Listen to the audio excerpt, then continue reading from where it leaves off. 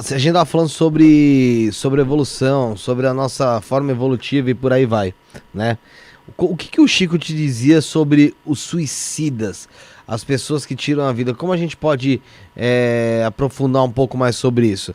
É porque eu já ouvi falar que o suicida ele não gera um atraso só pra ele, né? Vamos dizer, de uma forma kármica, mas sim também pra sua família. E que família? Qual a proximidade da família que ele gera esse karma ou ele atrasa a evolução dessas pessoas?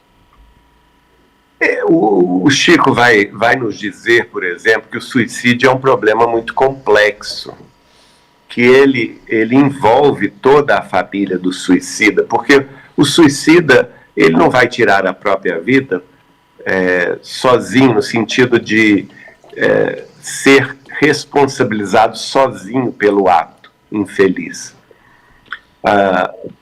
E, de certa forma, as famílias são também indiretamente responsabilizadas pela falta de carinho, pela falta de amor, pela falta de visão que a pessoa estava numa crise extrema, né?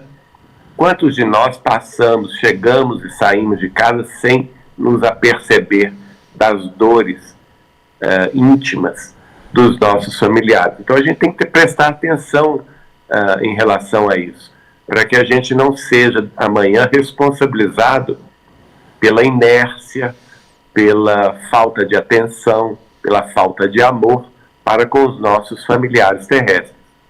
Agora, sem dúvida nenhuma, o Espiritismo esclarece que o suicídio, embora seja um crime diante das leis de Deus, ele traz mais prejuízos ao próprio suicida, porque ele, querendo fugir dos próprios problemas, apenas os agrava ainda mais.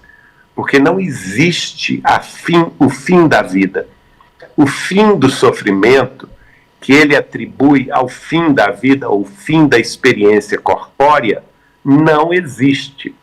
O Espiritismo esclarece que nós somos almas, espíritos provisoriamente encarnados na Terra, mas somos espíritos imortais.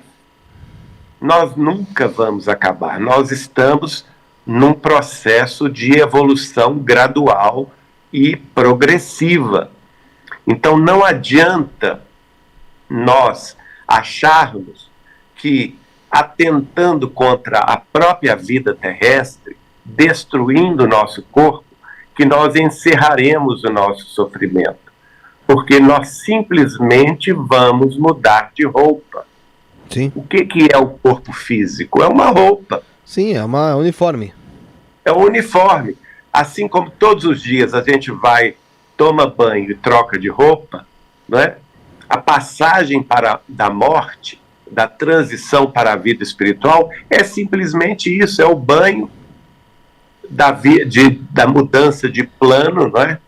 Em que nós vamos deixar uma veste usada e vamos nos revestir de outra veste, que no nosso caso, no mundo espiritual, nós chamamos de corpo espiritual.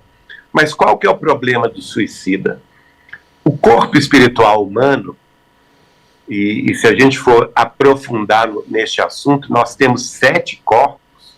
Nós não temos um corpo só, nós temos 7 corpos, a começar do corpo átmico, que é o que envolve o espírito, o corpo mental superior, o corpo, aliás, antes do mental superior, temos esquecido o corpo causal, que é aquele que tem os registros acásicos de todas as nossas existências pregressas. Então nós temos o corpo átmico, o corpo causal, o corpo mental superior, o corpo mental inferior, o corpo astral ou perispírito, quer dizer, nós temos 5 corpos espirituais.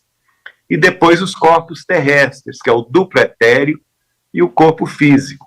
Quando a gente morre, a gente deixa 2 corpos aqui na Terra. A gente deixa o corpo físico, que é esse que a gente visualiza, a carne propriamente dita, e deixa 48 horas depois, 72 horas depois, nós deixamos o corpo chamado de duplo etéreo, que também se dissolve. Mas nós continuamos a ter 5 corpos. Então, veja bem, o problema do suicídio é o seguinte: tudo que nós infligirmos ao nosso corpo físico terá reflexo em todos os demais corpos. Então, quando a gente pega, por exemplo, um revólver, põe na cabeça e atira, nós estamos lesando o nosso cérebro de carne os